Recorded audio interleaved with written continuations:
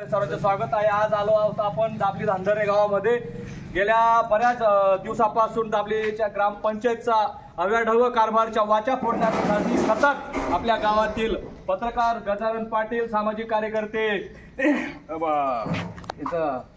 रावसाहेब पाटील यांनी धडधडीचे प्रश्न या ग्रामपंचायतीला विचारले असता सदर ग्रामपंचायत कुठलंच या गावात काम करण्यासाठी सुसज्ज राहत नाही, वेळोवेळी निधी नाही आहे असा प्रश्न त्यांच्याकडून केला जात असतो। तसेच आज गजानन पाटील यांनी आपल्या दाबली धांधरे गावामध्ये भीक मागो आंदोलन चालू केलेलं आहे।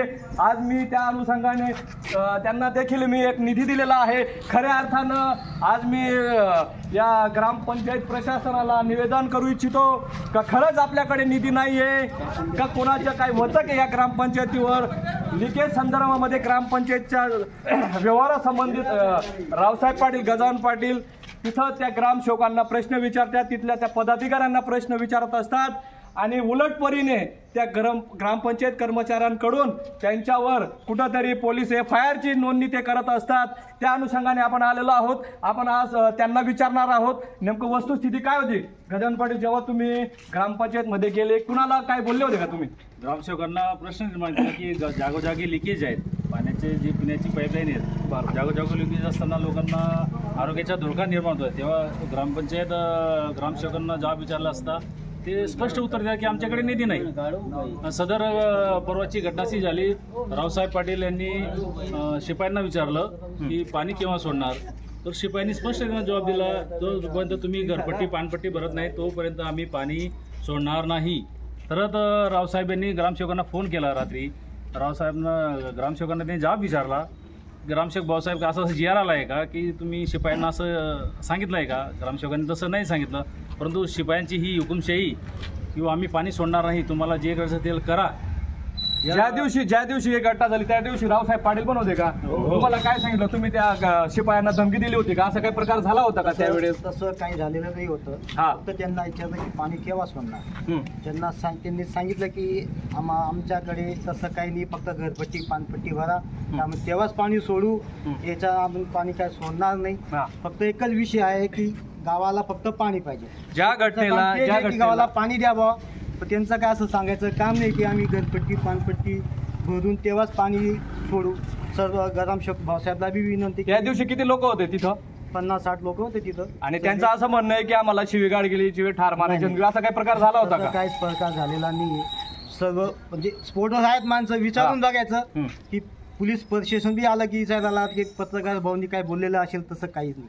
आणि गावाचा जो गुरांचा हौद आहे तो सेवाभावी लोकांनी स्वतः स्वच्छ केला, कारण की हाड अस्वच्छ होती, त्यामुळे गुरं ढोरं आजारी पडत होते। तर सेवाभावी नागरिकांनी ते स्वच्छ केले। मग गावातील जे कर्मचारी आहेत, शिपाई म्हणा, यांची कामं काय आहेत की पाणी सोडणं, गावात दिवाबत्तीची सोय करणं, परंतु त्यांची हुकुमशाही बघा। त्यांनी काल पोलीस स्टेशनमध्ये जाऊन माझ्या नावाचा तक्रारी अर्ज असा दिला की ग्रामसेवक भाऊसाहेब सोबत आम्ही घरपट्टी पानपट्टी फाडण्यासाठी गेले असता आम्हाला शिवीगाळ करण्यात आली आणि जीवमानाची धमकी देण्यात आली, असं कोणाकडून अर्ज लिहून घेतला आणि त्यांनी स्वाक्षरी करत पोलीस स्टेशनला हा अर्ज दिला। परंतु असं प्रश्नचिन्ह निर्माण होतो की आपण सर्व सोशल कामं करतो गावात आणि कुठंतरी आपल्याला विरोध होतोय, चांगल्या कामासाठी विरोध होतोय, मग चांगलं काम करायचं नाही का? हा एक मोठा प्रश्न निर्माण होतो। जनतेला पडलेला प्रश्न आहे का साठी काम नाही करायचं का? पत्रकारांनी या ज्या समस्या या मांडायच्या नाही का? या समस्या कोण मांडणार? रविवारी ग्रामसेवक नव्हता, आणि सदर रविवारी ग्रामसेवक शनिवार रविवार यांची सुट्टी असते। आणि तुम्हाला कसं माहित पडलं की आपल्यावर काय अर्ज दिलेला आहे पोलीस स्टेशन? अर्ज दिलेला आहे की आपल्या डाबली गावातील जे ग्रुप आहेत सोशल मीडियाले व्हॉट्सअपचे, डाबली रेशन ग्रुप म्हणून एक रेशन ग्रुप आहे, त्या ठिकाणी गावातील एक राजेंद्र बापू पाटील म्हणून एक व्यक्ती आहे, इसम आहेत, त्यांनी जो अर्ज दिला होता पोलीस स्टेशनला, त्यांनी तो सोशल मीडियावर टाकून माझं बदनामीचा जो षडयंत्र केलं, त्यांच्यावर सुद्धा ही कारवाई झालीच पाहिजे, कारण कुठलेही असं कागदपत्र सोशल मीडियावर तुम्ही टाकू शकत नाही। प्लस ते ग्रुप ॲडमिन डिलीट मारून असताना बी परत करत असाल त्यांच्यावर रीतसर कायदेशीर कारवाई होईलच. विषय असा आहे हा, हे जे तुमचं भीक मागू आंदोलन आहे, हे आंदोलन आता कुठपर्यंत जाईल? ग्रामपंचायतीवर धडकणार आहे का बीडीओ ग्रामपंचायतीवर धडकणार आहे? आम्ही गावातून सर्व भीक मागो आंदोलन चालू करणारे आमचे गावाचे जे सहकारी नागरिक आहेत. साहेब दादा, तुम्हाला काय वाटतंय हे जे प्रश्न सांगतायत गजानन पाटील खरं आहे काय? बिलकुल खोटं काय सांगावं लागेल पुढे तुम्हाला? घरपट्टीवर आले, कोणी बोलला नाही तू, काहीच बोलले बरं, यांनी पुढे काय सरकारी कामात काय अडथळा वगैरे काय आणला? हो, जीवू, काय जीवू? काहीच नाही. विचारा त्यांना आपण सोशल कामं किती करतो गावात. बरोबर. उलट चांगला काम करा ना, चांगलं आहे. खरं तर अशा लोकांना जर आपण दाबलं तर भविष्यामध्ये कुठल्याच गावाचा विकास होणार नाही. आड न्यूजच्या माध्यमातून सांगतो आता. आणि हा जो निधी आहे, आपण त्यांना ग्रामपंचायत भाऊसाहेबांना सपोर्ट करणार आहेत आज, की जेणेकरून गावाचा जो भीक आंदोलनाचा निधी असेल त्यातून गावाच्या पाण्याचं लिकेज निघेल. कारण शेवटी गावात निधी नाही, परंतु गावात असे जे निधीचा वापर करण्यात आला, एकदम चुकीचा वापर करण्यात आला, त्याचे सर्व डॉक्युमेंट माझ्याकडे आहेत आणि मी आज ग्रामसेवक भाऊसाहेबांना ते सर्व डॉक्युमेंट सपूत करणार आहेत. परंतु असं जर राहिलं तर गावातील नागरिक कोणाला विचारतील? कोणाला पाणीचे प्रश्न असतील, काय असेल, मग शिपायांना किंवा कर्मचाऱ्यांना विचारतील कोणाला? ही तर हुकुमशाही झाली. याचा काही ते तोडगा निघाला पाहिजे. दोघी शिपाई म्हणतात की माझं काम नाही, तो शिपाई म्हणतो माझं काम नाही. मग गावाचं पंचायत वाटली गेली का? दोघी शिपाई ते पंचायतचे शिपाई आहे.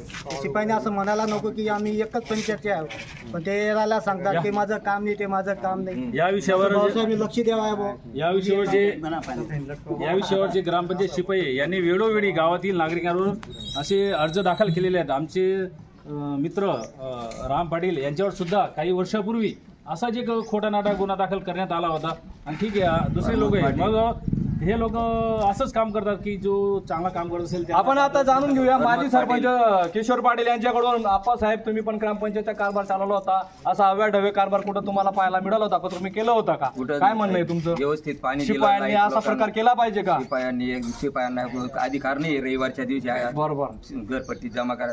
Right. सरपंच, ग्रामसेवक आणि शिपाई सोबत घेऊन त्यांनी वसुली केली तर त्याला माहिती कुठेही पैसे जमा करण्या शिपायांचा अधिकार नाही. निश्चितच आडी न्यूजच्या माध्यमातून या ग्रामपंचायतचा जो काळा कारभार आहे तो समोर आणण्यात येईल. त्याचप्रमाणे आमचं गजानन पाटील पत्रकारांचं जे आंदोलन आहे ते आता निश्चितच ग्रामपंचायतीवर धडकणार आहे.